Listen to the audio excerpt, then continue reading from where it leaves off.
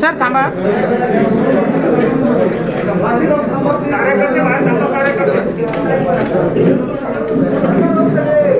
आता फक्त गर्दी करू नका.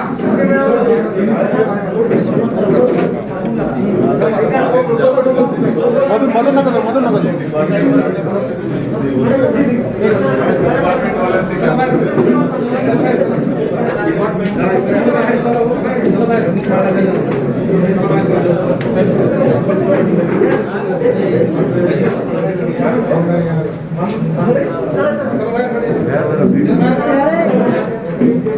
स्लग चेंज करा. नितीन राऊत पीसी.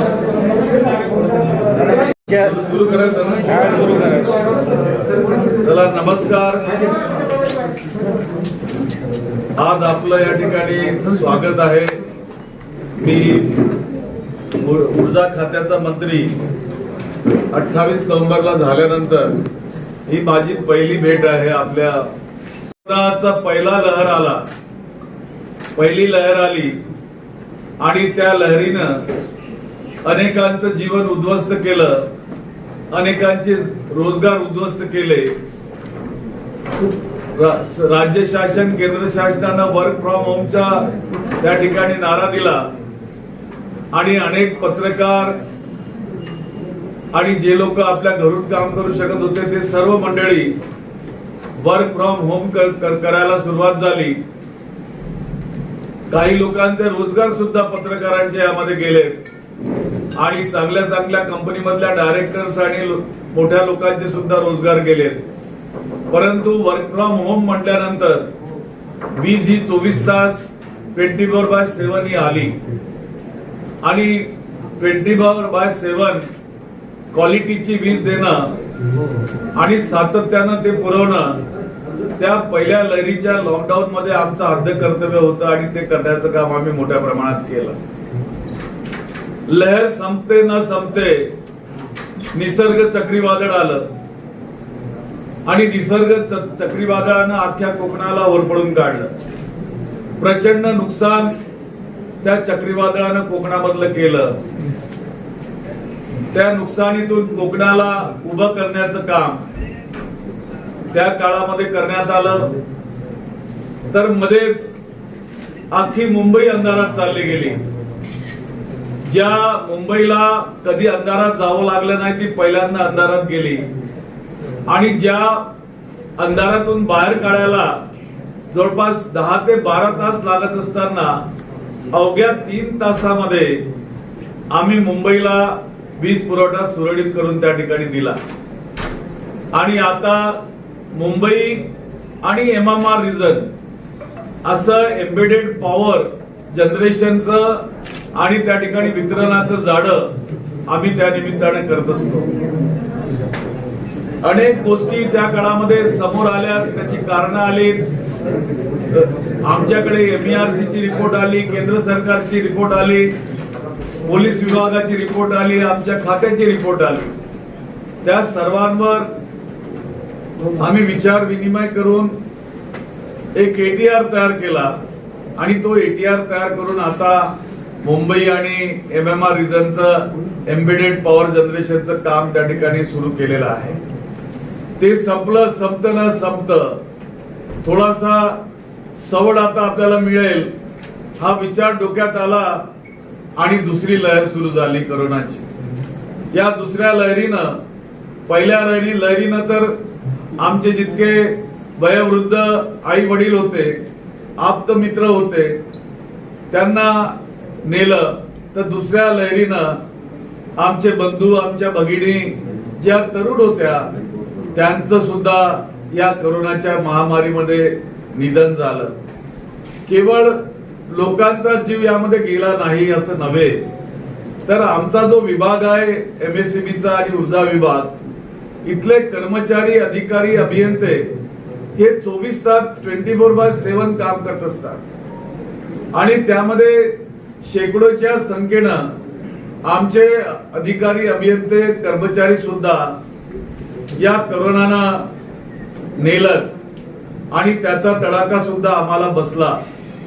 तरी आम्ही संपूर्णपणे विभागाचं काम हाती घेऊन व्यवस्थितरित्या याला चालवण्याचा प्रयत्न या ठिकाणी केला आणि आता तिसऱ्या लहरीची चाहूल सुरू होत आहे। तिसरी लहर ही लहान मुलांवर इजा करेल, त्यांचा जीव घेईल अशा पद्धतीचं एक्सपर्ट्स लोकांचं म्हणणं आहे आणि ते सगळं करत असताना त्या संबंधीची तयारी सुद्धा झाली पाहिजे आणि त्या काळामध्ये वीज सुद्धा 24/7 सुरू असली पाहिजे।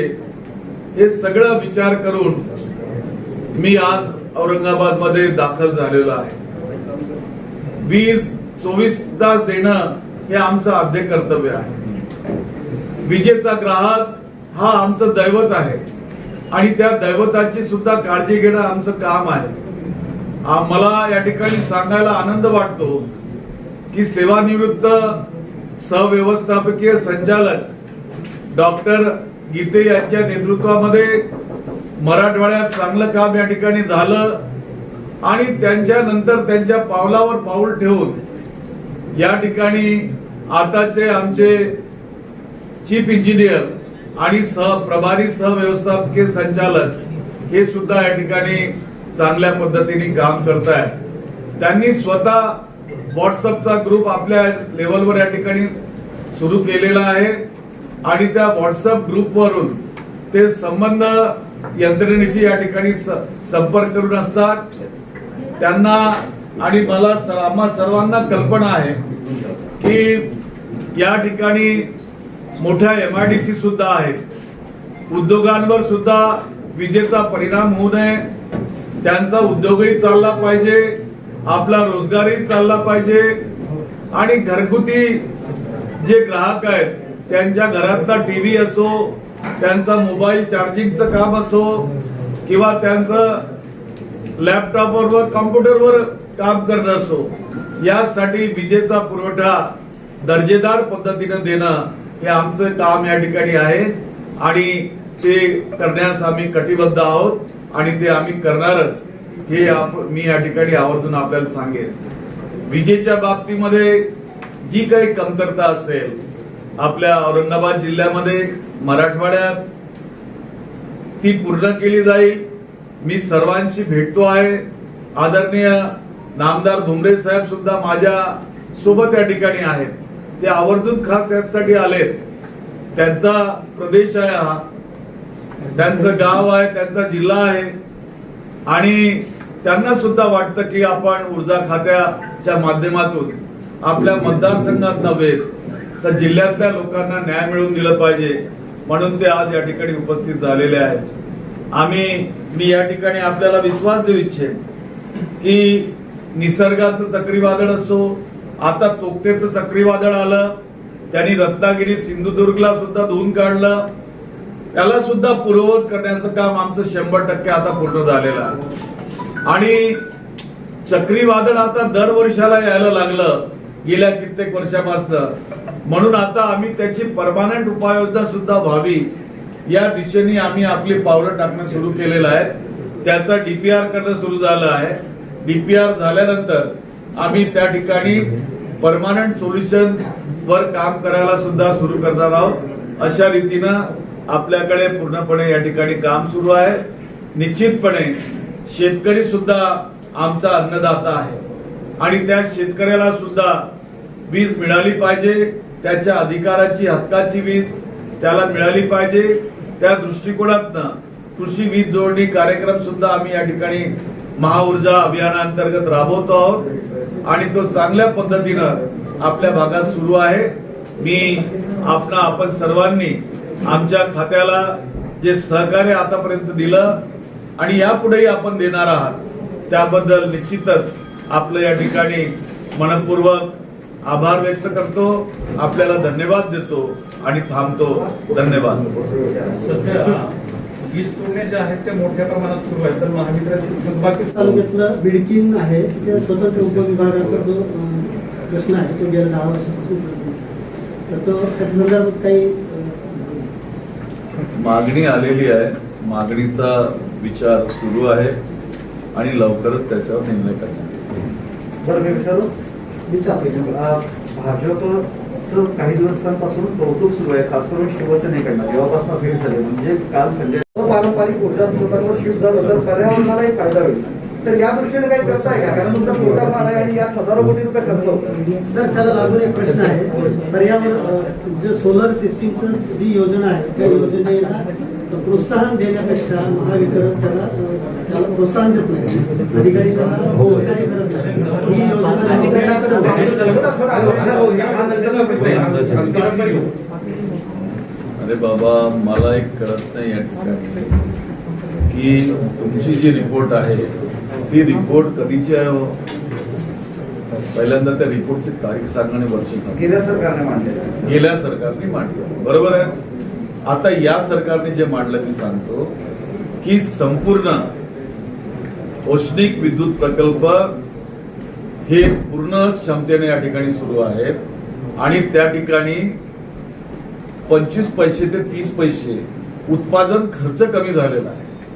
प्रश्न कोळशाच्या स्पेसिफिक ह्याच्यावरती होता. कोळशावर चालणार आहे. मी शेवटी कोळशाने काय होणार आहे, वीजच निर्माण करणार ना. आणि परळी किंवा मराठवाड्यात तर कोळसा होत नाही, फार लांबून आणतो आपण, बरोबर आहे. तुमच्या नाशिकमध्ये कोळसा होत नाही, दीपनगरमध्ये कोळसा होत नाही, लांबून आणतो. आणि लांबून आणल्यानंतर जर त्या ठिकाणी 15 पैशापासून 25 पैशापर्यंत उत्पादन खर्च जर कमी होत असेल आणि स्वस्त वितरणला जर तो मिळत असेल आणि 24 तास जर ती वीज चालत असेल त्या ठिकाणी उत्पादन, तर मग त्याला काय म्हटलं पाहिजे, चांगलं आहे असं म्हटलं पाहिजे.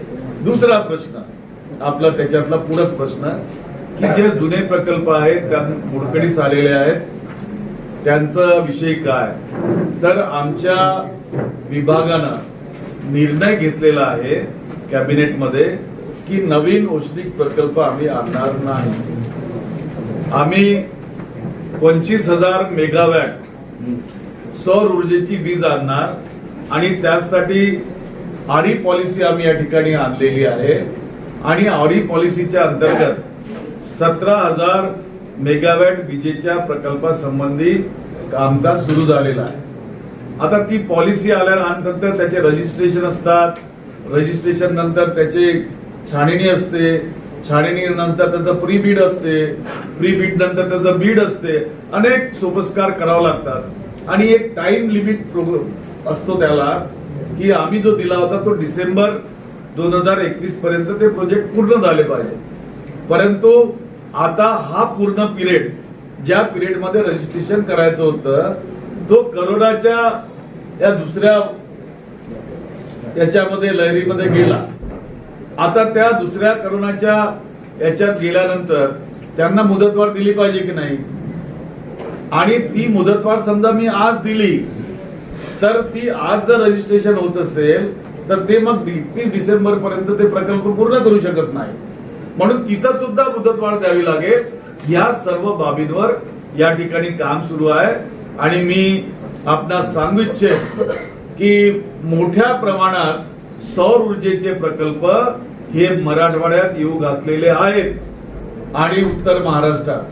त्यामुळं आपण निश्चितपणे आपल्या लोकांना या ठिकाणी आनंद वाटेल की ते सौर ऊर्जेचे प्रकल्प आल्यानंतर या ठिकाणी रोजगार सुद्धा निर्माण होईल आणि उद्योगधंदे सुद्धा वाढतील. हो, सौर ऊर्जेचा विषय केला. आता शेतकऱ्यांसंदर्भात सुद्धा बोलला.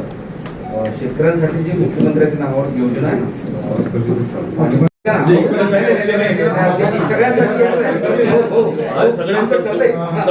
एकानेच बोलावं ठरलंय ना, एकाने बोलावं असं ठरलं तर मग मी त्यांचे 2 प्रश्न घेतो आणि मग सोडून देतो. शेतकऱ्याच्या संदर्भात विचारले जाते. एक असं आहे काय जात नाही, शेतकऱ्याच्या संदर्भात मी शेतकरी आहे असं नाही की मी शेतकरी नाही म्हणून. आणि तो अल्पभूधारक आहे. त्यामुळे शेतकऱ्याचा प्रश्न टाळू नका ही विनंती. एक लक्षात घ्या की आमचं जेव्हा आमची महाविकास आघाडी स्थापन झाली त्या आघाडीचा जेव्हा मुख्यमंत्री आम्ही सन्माननीय नामदार उद्धवजी बाळासाहेब ठाकरे यांना घोषित केलं आणि जो पहिला शपथविधी झाला त्या शपथविधीला आवर्जून शेतकऱ्यांना त्या ठिकाणी निमंत्रित करण्यात आलेलं होतं आणि आम्ही त्यांना निमंत्रित करून केवळ सन्मान दिला नाही तर एक मेसेज दिला की आम्ही ज्या पॉलिसीज आमच्या बनतील त्या पॉलिसीज शेतकऱ्यांना त्यांच्या बाजूनी त्यांना उभं ठाकण्यासाठी राहतील आणि त्या दृष्टीने आम्ही या ठिकाणी काम करू आणि ते केलेलं आहे. त्यामुळंच कृषी वीज जोडणीसारखे कार्यक्रम या ठिकाणी आणले गेले आहेत. सौर ऊर्जेचे कार्यक्रम या ठिकाणी आणलेले आहेत. मुख्यमंत्री सौर योजना सुरू आहे. कुसुमची योजना सुद्धा आता चालू झालेली आहे. त्याचे रजिस्ट्रेशन सुरू झालेले आहेत आणि आपण लवकरच बघाल की मोठ्या प्रमाणात सौर ऊर्जेचं जाळं आपल्या राज्यात पसरलेलं आपल्याला आढळेल.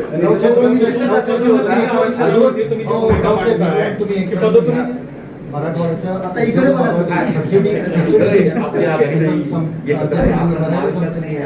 उद्योगांना सबसिडी मिळेल का? कारण त्यांच्या संदर्भात आता पूर्ण मागे लॉकडाऊन होतं, ब्रेक द चेन होती, उद्योगही हाताला आलेले आहेत, त्यांना सबसिडी मिळणार का या संदर्भात सांगतो. विदर्भ मराठवाड्याची जी सबसिडी सुरू आहे ती बंद झालेली नाही. कृपा करून कुणी असा गैरसमज करून घेऊ नये की ती सबसिडी बंद झालेली आहे.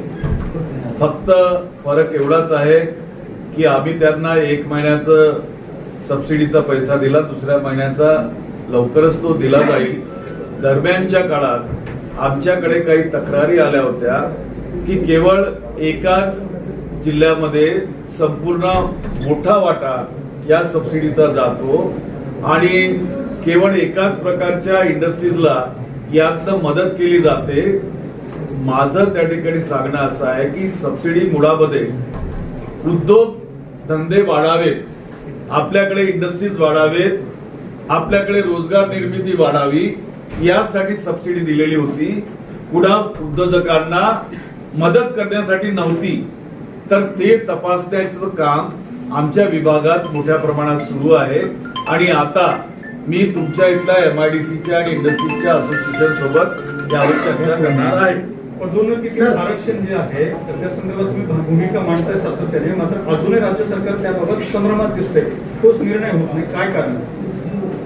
एक आपण लक्षात घेतलं पाहिजे की पदोन्नतीतील आरक्षण हे भारतीय जनता पक्षाच्या सरकारनं 29/12/2017चा GR काढून त्या ठिकाणी ओपन केलं आणि त्यातील राखीव जागा आहेत त्यांनी बाजूला सारल्या आणि मोठ्या प्रमाणात त्यांनी अन्याय केला.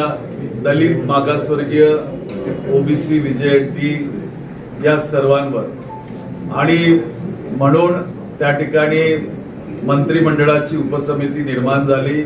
त्या उपसमितीच्या अखत्यारीत तो विषय आहे. दरम्यान आता तो विषय न्यायालयीन प्रक्रियेत प्रलंबित असल्या कारणानं न्यायालय काय निर्णय करते त्यावर आमचं लक्ष केंद्रित आहे आणि न्यायालयात ते प्रकरण असल्या कारणानं मला त्याच्यावरती जास्त भाष्य या ठिकाणी करता येणार नाही, कारण तो न्यायालयाचा अवमान ठरू शकतो.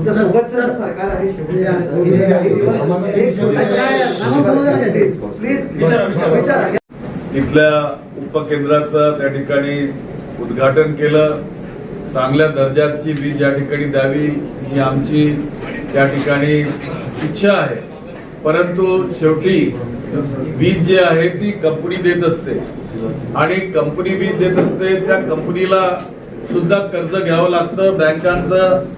त्या कंपनीला कोळसा घ्यावा लागतो, कोळशाचे पैसे द्यावे लागतात. त्यामुळं जी मंडळी वीज वापरत असेल त्या लोकांनी विजेचा बिल तर भरलंच पाहिजे. परंतु त्यांना काही जर अडीअडचणी असतील तर आमच्या अधिकाऱ्यांचे ऍप्स आहेत, त्या ऍपवर जावं, आपले तक्रार त्या ठिकाणी नोंदवावी. त्यांना जर हप्ते पाडून पाहिजे असतील तर हप्ते सुद्धा त्या ठिकाणी पाडून दिले जातील, सवलत दिली जाईल. परंतु विजेची माफी होऊ शकत नाही आणि होऊ शकणार नाही, आपण लक्षात ठेवलं पाहिजे. कारण विजेची माफी जी आहे ते देण्याचं काम हे राज्य सरकारचं असतं, केंद्र सरकारचं असतं. ते काही खात्याचं नसतं. कारण खातं जरी असलं तरी त्या सार्वजनिक कंपन्या आहेत, सार्वजनिक उपक्रम आहेत. त्या सार्वजनिक कंपन्यांचा आपला वेगळा कार्यक्रम असतो आणि त्यामुळे ते करता येणं शक्य नाही. ज्या कधी वेळेला केंद्र सरकार ही भूमिका घेईल, आम्ही निश्चितपणे केंद्र सरकारचा हिस्सा बनून या ठिकाणी नागरिकांना सोयी सवलती देण्याचा विचार करतो. आपण आणि आपलं सरकार जे आहे ते सौभाग्य योजनेतून गावागावात वीज पोहोचवल्याचा दावा करतो, परंतु औरंगाबाद मध्ये हायवे पासून 3 किलोमीटर म्हणजे अजेंठा गावापासून 3 किलोमीटर असलेलं एक बरडवस्ती नावाचं गाव आहे. तिथले लोक 30 वर्षांपासून वीज मिळत नाही म्हणून अंधारात राहतात. एकीकडे कोल्हापूरमध्ये तुम्ही 2 व्यक्तींसाठी शेतात वीज पोहोचवला, मात्र 200 व्यक्तींना वीज का पोहोचत नाही? कारण त्यांच्यापासून जो खांबा आहे तो फक्त 200 मीटरवर आहे. एक लक्षात घ्या की राजीव गांधी वीज जोडणी योजनेअंतर्गत सुद्धा अनेक गावांना त्या काळामध्ये वीज सवलती देण्यात आलेल्या होत्या आणि जिथं गाव असतील, पाडे असतील, तांडे असतील त्या ठिकाणी सुद्धा वीज देण्यात यावी, त्याचा कार्यक्रम आखला जावा असं 2 दिवसापूर्वी मी बैठक घेऊन त्या ठिकाणी सांगितलेलं आहे. खूप कमी असे इलाके राहिलेले आहेत, वस्त्या, तांड्या आणि पांड्या त्या पाड्या की ज्या ठिकाणी वीज अजून पोहोचलेली नाही. उदाहरणादाखल तुमचा नंदुरबार जिल्ह्यातील काही दुर्गम भाग आहे, काही गडचिरोली जिल्ह्यातील दुर्गम भाग आहे, काही पालघर जिल्ह्यातील दुर्गम भाग आहे, ज्या ठिकाणी आम्ही पोहोचूच शकत नाही. मध्ये जंगलं येतात आणि मग ते एन्व्हायरमेंट क्लिअरन्स सुद्धा त्या ठिकाणी लागतो. परंतु हे आदिवासी पाडे आणि तांडे असल्या कारणानं त्या ठिकाणी वीज दिलीच पाहिजे हे आमचं धोरण आहे आणि ते आम्ही देणार. आपण सांगितलेलं जी सूचना आहे त्याचं मी स्वागत करतो. निश्चितपणे आमचे अधिकारी त्याची नोंद घेतील आणि त्यावर काम करतील. एकूण 6 मीटरांचा आणि सगळ्या कंपन्यांचा तोटा किती आहे आणि त्या तोट्याच्या अगेन्स्ट वीज दर वाढ होईल का पुढच्या काळामध्ये? तुमचे तसे काही प्रस्ताव आहेत? एक तर आपण लक्षात घेतलं पाहिजे की विजेचं दर ठरवण्याचं काम हे ऊर्जा विभागाचं नाही EMRC करते हे माहिती आहे, पण आणि त्याला प्रस्ताव जे लागतात ते आम्ही दराचे प्रस्ताव कधी देत नाही की हे दरवाढीचे प्रस्ताव आहेत की हे दर कमी करण्याचे प्रस्ताव आहेत. आम्ही वीज निर्मितीचे प्रस्ताव देतो आणि वितरण मध्ये आम्हाला वितरण करत असताना काय खर्च येतो त्याचे प्रस्ताव देतो, त्याचे ट्रान्समिशनचे प्रस्ताव देतो. त्या सर्वांचा अभ्यास करून MERC ते ठरवते आणि त्यासाठी ती नागरिकांकडनं सुद्धा सूचना घेत असते आणि ती सूचना घेऊन त्यानंतर तो दर निश्चित केला जातो. 24 तास वीज देणं आमचं कर्तव्य आहे. हे विभागीय शहर आहे, मराठवाड्याची राजधानी आहे. प्रत्येक दिवशी कुठल्या भागात लाईट जाते, एक दिवस असाने लाईट जाते आणि अधिकारी इतकं उमटपणे बोलतात. चीफ इंजिनियरला फोन करावा लागतो ग्राहकांना आणि त्यांना ते इंटरनेट करून मग ते सांगून त्यावर काहीतरी होत आणि मग थोडा पाऊस पडला लाईट जाते, थोडंसं वेळ झालं लाईट जाते. म्हणजे कुणी दखल घेत नाही. चीफ इंजिनियर किंवा AMD साहेबांना दखल घेऊन ते करावं लागतं. सर थोडं जे नंबर दिलेले आहेत ना की वीज गेल्यावर या नंबरवर कॉल करा, डेमो करून बघा, ते नंबर सुद्धा लागत नाही, उचलत नाही अशी अवस्था आहे. यांना जोडून तसं तुम्ही पंधरवड्यात पूर्वीच सांगितलं होतं की मान्सून पूर्वी लाईट झालं का म्हणून. एक लक्षात घ्या, आमच्या खात्यामध्ये एक पद्धत आहे की प्री मान्सून काम करण्यासंबंधी काय उपाययोजना केली पाहिजे आणि मान्सून मध्ये जर मोठ्या प्रमाणात कुठं नुकसान झालं, ब्रेकडाऊन झाले किंवा ट्रिपिंग झालं तर त्यामध्ये काय संसाधनं लागतील ते आगाऊपणे त्या भागामध्ये पोहोचवली जातात. जसे DP झाले, ट्रान्सफॉर्मर झाले किंवा वायर झाल्या, त्या सगळ्या पोहोचवल्या जातात. आता जो या ठिकाणी माझ्या मित्रांनी जो प्रश्न उपस्थित केला की वीज जाते, जेव्हा वादळ आणि वारा येतो तेव्हा माणूस सुद्धा हलतो, तर मग ते झाड हलणार नाही का? ते झाड हललं तर त्याची पानं हलतील, पानं हलली तर तिथून जाणारी तार असेल, त्या ताराला नुसतं टच सुद्धा केलं त्यांनी तर झालं ट्रिप. तर अशा ज्या घटना असतात ह्या दैनंदिन आपल्या जीवनातील घटना असतात, त्याला तुम्हाला थोडंसं सोसावंच लागतं. परंतु अलर्ट जो कोणी ग्राहक असेल त्यांनी जर आगाऊ सूचना केल्या तर निश्चितपणे त्याची काळजी घेतली जाते. दुसरं असं की आमच्याकडे आणखी एक पद्धत अशी आहे की आपले SMS असो, आपले ट्विट्स असो, सोशल मीडियाच्या सिस्टीम मध्ये आपण जाता, आपण सांगता नंबर मिळत नाही. माझ्या मोबाईलवर मी दाखवतो की कित्येकाचे रिप्लाय त्या ठिकाणी जात असतात. आता ज्या ठिकाणी 7 कोटीच्या वर ग्राहक असतील कंपनीकडे, त्या ठिकाणी थोडाफार 19-20चा तर फरक राहणारच आहे. आणि परंतु एक मात्र निश्चित, मराठवाडा हा विदर्भाचा भाऊ आहे आणि विदर्भाचा बंधू असल्या कारणानं आम्ही, आणि ज्येष्ठ बंधू आम्ही असल्या कारणानं मराठवाड्यावर कसल्याही प्रकारचा अन्याय होणार नाही याची काळजी मी निश्चितपणे घेईन. सगळे बॅकअप मिळवून द्या सर, सगळे बॅकअप मिळवून द्या आम्हाला. आता पुढचं जाऊ. आता आपण जाऊया. डॉक्टर बाबासाहेब आंबेडकर कृषी स्वावलंबन अनुसूचित जातीच्या प्रश्न आहे, एक छोटा प्रश्न. वर्षामध्ये जे मोठे औष्णिक वीज प्रकल्प आहेत, ते जुन्या प्रकल्पातला जो युनिटचा खर्च होतो तो जास्त आहे. अशा पद्धतीची भाषा करते. भेटीनंतर काही बदललेलं असं दिसेल तुम्हाला? म्हणजे तुम्ही सहकार्य म्हणून विचारतो का? गुप्त बैठकीचा परिणाम आहे काय? असं काही झालंय का? कारण कौतुक सोहळा फार सुरू झाला. गुप्त बैठकीचे तर अनेक सूर असतात, परंतु एक सांगतो की ही सरकार जी विराजमान झाली ती पहाटेला अंधारात जाऊन शपथविधी घेणारी सरकार नव्हती.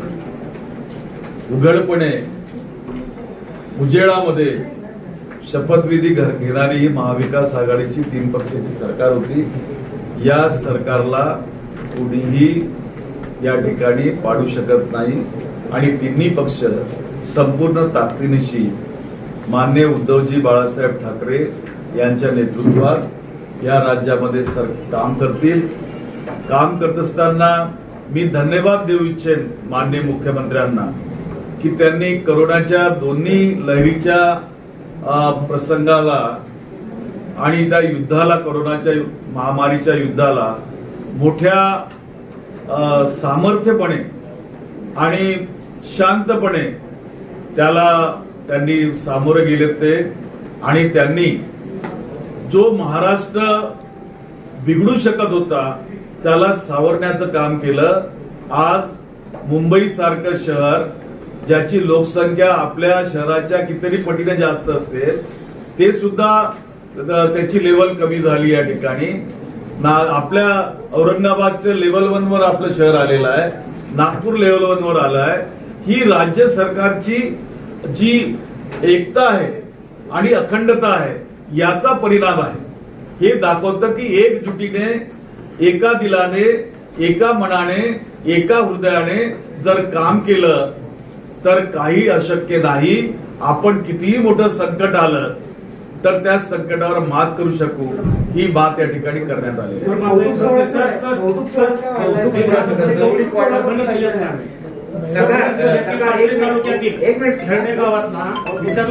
सरपंचाने पाणी मागितले म्हणून तिला जातीवादी सरपंचाने सांगितलं की तुमच्या बायकांना आमच्याकडे आणून घाला. हे तुमचं आहे का आघाडी सरकारचं, त्यावेळेचं सरकार? नाही, मला कृपया कल्पना नाही, क्षमा करा. आपण सांगितलं, मी तपासून पाहिजे. थँक्यू. कौतुक सोहळा राहून गेला. इथं भेट राहिली, फक्त भेट राहिली, कौतुक सोहळा